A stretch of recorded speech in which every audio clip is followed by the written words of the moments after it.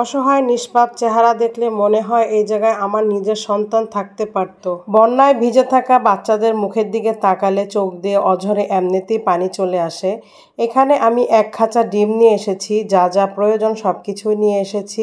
চিন্তা ভাবনা করেছি যে এই ডিম দিয়ে যেই কয়টা কেক হতে পারে আমি সেই কয়টা কেকই বানাবো, শুধুমাত্র বন্যার্থ শিশুদের জন্য। আমার মেয়ে যেহেতু কেক পছন্দ করে, ঠিক আমার সন্তানের মতো আরও সন্তানরা আছে যারা কেক খেতে খুবই ভালোবাসে। ওরা যদি এক পিস করে কেক খেতে পারে, তার সাথে একটা করে জুস, ওরা অন্ততপক্ষে এগুলো খেতে পারবেন। আপনাদের কাছে আমার একটাই অনুরোধ, আপনারা বড়দের জন্য যেহেতু শুকনা খাবার নিচ্ছেন, ছোটদের জন্যও একটু কিছু খাবার নেওয়ার চেষ্টা করবেন, কারণ বাচ্চারা কিন্তু চিড়ামুড়ি এগুলো খেতে পারে না।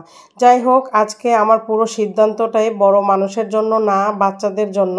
এখানে আমি রাত জেগে প্রায় 2টা পর্যন্ত কেকগুলো তৈরি করেছি। সকাল সকাল উঠে এই কেকগুলো আমি একটু মোটা মোটা স্লাইস করে কেটে নিয়েছি, আর আমার হাজব্যান্ড এখানে আমাকে অনেক সাহায্য করছে, আলাদা আলাদা করে প্যাকেট করে দিচ্ছে। যা অবশিষ্ট টাকা ছিল ওগুলো ওর হাতে আমি তুলে দিয়েছি জুস আর ওষুধ আনার জন্য। এই তো দোকানে এই জুসগুলো পেয়েছে আর এই ওষুধগুলো পাইকারি সব থেকে নিয়েছে।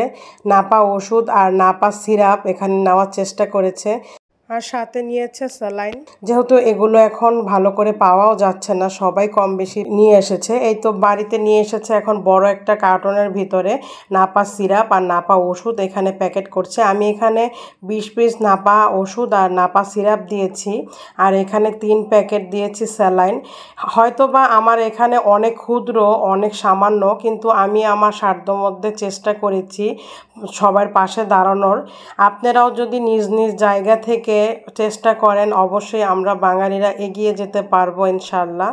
এভাবে লিখে দিচ্ছি আমরা সুন্দরভাবে প্যাকেট করে। যেহেতু নারায়ণগঞ্জ থেকে ঢাকা যাব টিএনসিতে, তার বাসের ভিতরে উঠলেও কিন্তু ওষুধ ভেঙে যাওয়ার একটা চান্স থেকে যায়, আর তাছাড়া ওদেরও বুঝতে সুবিধা হবে যে এখানে কি কি আছে।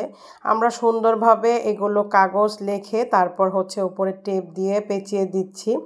এই তো এখানে খাবারের ডেট মেট লেখে, কেক আছে এখানে, সব কিছু লেখে কার্টনের মধ্যে আমরা সব কিছু প্যাকেট করে দিচ্ছি। যেহেতু ঘরের তৈরি কেক প্রিজারভেটিভ ছাড়া 4-5 দিনের বেশি ভালো থাকতে পারবে না, তাইতে ডেটটাও লিখে দিয়েছি যাতে করে তাড়াতাড়ি পৌঁছে দিতে পারে।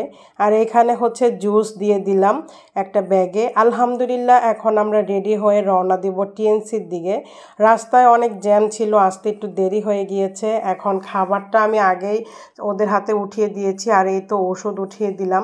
এখানে এসে আমার খুবই ভালো লাগছে, মনটার ভিতরে অনেক আনন্দ পেলাম, কারণ সবাই কি সুন্দর হাতে হাত লাগিয়ে কাজ করছে। আমরা তো এই জায়গায় কিছুই না, ছাত্ররা অক্লান্ত পরিশ্রম করছে শুধুমাত্র আমাদের বাংলাদেশকে বাঁচানোর জন্য। এত কিছুর ভিতর দিয়ে আমরা এত জ্ঞানী মানুষ হয়েও আমরা কি করছি? এই যে আসার সময় দেখলাম যে রিক্সাওয়ালারাও রাস্তা দিয়ে আসতে চাচ্ছে না, বলছে যে ব্যাটারি চালিত রিক্সা নাকি এখানে চলতে পারবে না।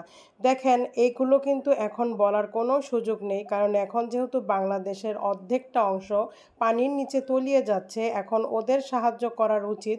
তা না করে আমরা জায়গায় জায়গায় এভাবে অবরোধ করছি, সমাবেশ করছি, এগুলো কিন্তু এখন আমাদের জন্য যুক্তিসম্মত না। আমরা সবাই মিলে এগিয়ে আসি, তারপর যার যার দাবি আছে এটা অবশ্যই সবাই মানবে। যেহেতু বাংলাদেশ পুনর্নির্মাণ হচ্ছে, তার মানে সব কিছুই মেনে নেওয়া হবে। সবাই ধৈর্য ধরি, আর আল্লাহ তাআলা সবাইকে ধৈর্য ধরার জন্য ক্ষমতা দেখ। আল্লাহ হাফেজ।